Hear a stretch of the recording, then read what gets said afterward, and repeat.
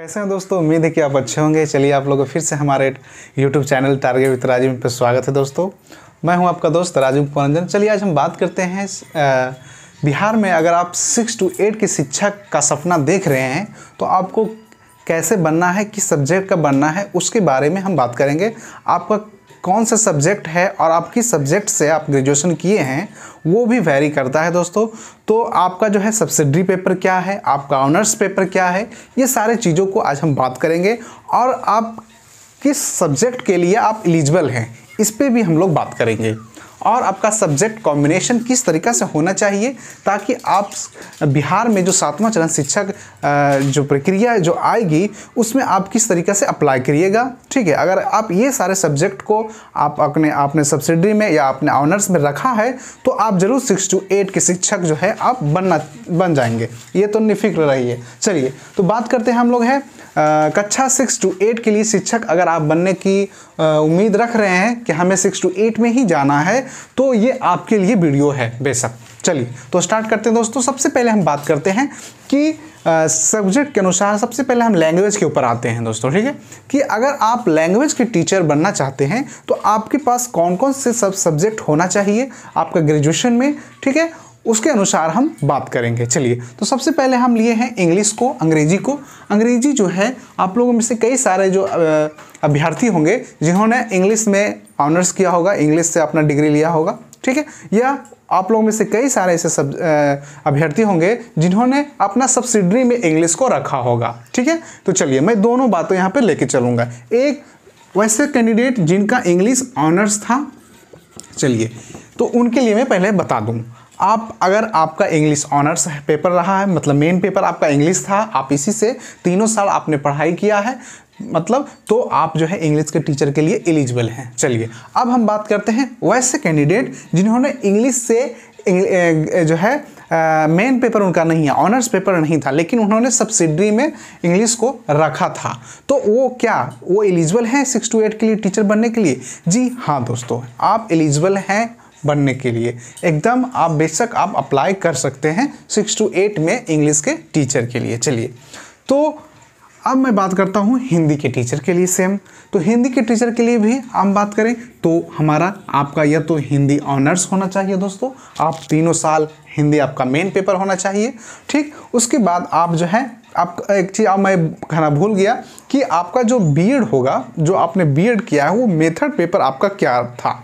Method paper से ही decide होता है कि आप किस चीज़ के लिए एलिजिबल हैं। ठीक है, जैसे कि मेरा मेथड पेपर जैसे कि मेरा इंग्लिश है method paper, sorry first year में मेरा इंग्लिश था मेथड पेपर और सेकेंड ईयर में मेरा हिस्ट्री और ज्योग्राफी मैंने सब्सिडी रखा था, तो मेरा क्या हो जाएगा एक तरीक़ा से जो हमारा एसएसटी के लिए जो कहने का अर्थ है कि हमारा जो है हिस्ट्री और ज्योग्राफी दोनों था एक तरीक़ा से हमारा सेकेंड पेपर में, तो हम जो है इस दोनों के टीचर बन सकते हैं। एक तो मैं इंग्लिश का भी टीचर अप्लाई करूंगा और एक दूसरी बात हम जो है एसएसटी के टीचर के लिए भी अप्लाई कर सकते हैं। ठीक है, 7th फेज में हम 6 to 8 में। इसी तरीक़ा से अगर आपने भी इंग्लिश या हिंदी में आपका सब्जेक्ट मेन रहा है तो आप तो लैंग्वेज टीचर बनेंगे ही बनेंगे। और तो और अगर आपका सब्सिडरी में अगर हिस्ट्री या ज्योग्राफी रहा है, दोनों मतलब दोनों रहा है, दोनों रहना चाहिए। ठीक है, तो आप जो है अगर आपका दोनों रहता है तो आप जो है सब एसएसटी के लिए एलिजिबल होते हैं। ठीक है, दोनों में से एक सब्जेक्ट भी रहता है तो आप एलिजिबल रहते हैं। चलिए अब हम बात करते हैं हिंदी में। सेम तो हिंदी में भी वैसे ही जिन्होंने हिंदी से ऑनर्स नहीं किया है, इनका हिंदी रहा है पेपर, तो आप जो है हिंदी के टीचर बन सकते हैं। चलिए अब हम बात करते हैं संस्कृत। संस्कृत में सेम उसी तरीक़ा से आपने अगर संस्कृत से ऑनर्स किया है, ठीक है, आपने संस्कृत से ऑनर्स किया है तो आप संस्कृत के टीचर बनेंगे ही बनेंगे, ये आप ध्यान रखें। चलिए अब हम बात करते हैं उर्दू। तो उर्दू एक लैंग्वेज है, तो लैंग्वेज में भी आपका अगर आपने ग्रेजुएशन स्तर पर उर्दू को लिया है, ठीक है, तो आप उर्दू के टीचर आसाम से जो है बन सकते हैं। चलिए बात हम करें अब आते हैं हम लोग हैं, ये तो हमने बताया लैंग्वेज के ऊपर कि लैंग्वेज के टीचर आप कैसे बनेंगे। ठीक है, चलिए उर्दू हो या पाली हो, आप जिस भाषा के भी हो तो उसी तरीक़ा से आपको ये अपनाना है।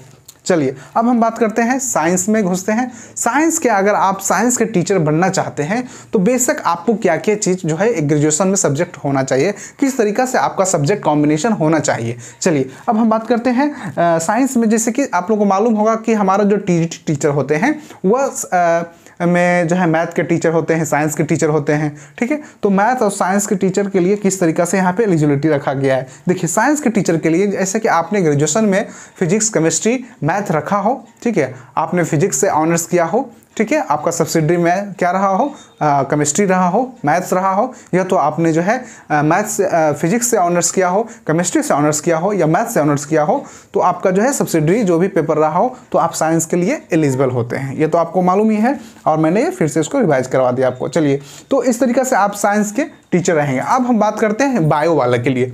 क्या बायो जो आपका सब्जेक्ट अगर आपने ग्रेजुएशन बायो से किया है और आपका सब्सिडरी में जो है मैथ्स या फिर मैथ और केमिस्ट्री रहा है, तो आप क्या साइंस के लिए एलिजिबल हैं? जी हाँ, आप साइंस के लिए एलिजिबल हैं। चलिए, अब हम बात करते हैं एसएसटी टीचर के लिए। तो एसएसटी के टीचर कैसे बनेंगे आप? चलिए, जो हमारे 7th फेज के लिए इंतजार कर रहे हैं कि हमें एसएसटी का टीचर बनना है 6 to 8 में, तो उनके लिए ये खास वीडियो है। चलिए, 6 to 8 की बात करें तो सबसे पहले हम यहाँ पे आप बोर्ड पे देखिएगा कि 6 to 8 के टीचर आपको बनना है। अगर एसएसटी में बनना है तो उसके लिए जो है क्या क्या सब्जेक्ट होना चाहिए, इसको थोड़ा सा ध्यान से समझिएगा।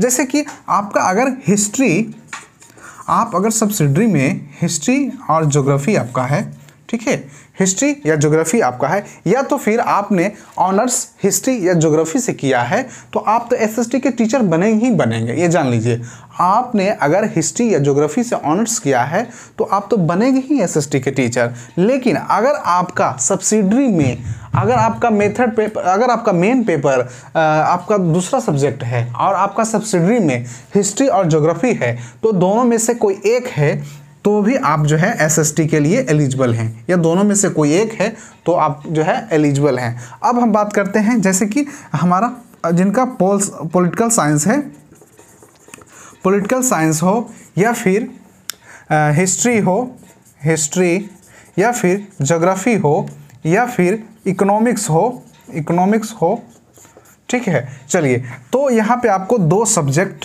रहना चाहिए, 2 सब्जेक्ट। देखिए, यहाँ पे आपको 1 सब्जेक्ट होना चाहिए, कॉम्बिनेशन में 1 सब्जेक्ट। और यहाँ अगर आपका पॉलिटिकल साइंस है या फिर हिस्ट्री, ज्योग्राफी या फिर इकोनॉमिक्स, ठीक है, तो यहाँ पे आपको 2 सब्जेक्ट होना चाहिए। कहने का अर्थ है मेरा कि अगर आपका पॉलिटिकल साइंस है और हिस्ट्री है तो आप एलिजिबल हैं, ठीक है, 2 सब्जेक्ट है। या तो फिर आपका ज्योग्राफी और हिस्ट्री है तो भी आप एलिजिबल हैं, ठीक है। या तो फिर आपका इकोनॉमिक्स है, ज्योग्राफी है, तो भी आप एलिजिबल हैं। कहने का अर्थ है कि इस तरीक़ा से हमारा जो है एसएसटी टीचर के लिए हिस्ट्री या ज्योग्राफी होता है, तो दोनों में से आपका एक भी सब्जेक्ट है तो आप टीचर बन सकते हैं एसएसटी के। अगर इस चारों में से कोई 2 आपका है, जैसे पॉलिटिकल साइंस, हिस्ट्री, ज्योग्राफी या इकोनॉमिक्स, ये 1 2 3 4, ये चारों में से कोई 2 आपके पास सब्सिडरी पेपर है, तो आप जो है एसएसटी के टीचर बन सकते हैं मित्रों।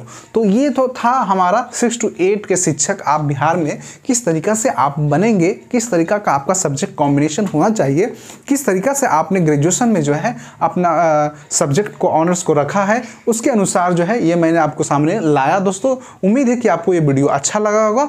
तो दोस्तों, मैं फिर नेक्स्ट वीडियो में मिलूंगा, तब तक आप बने रहें। लाइक शेयर सब्सक्राइब जरूर करें दोस्तों, और आप लोग शेयर जरूर करें दोस्तों, शेयर नहीं करते हैं आप लोग, जरूर शेयर करें।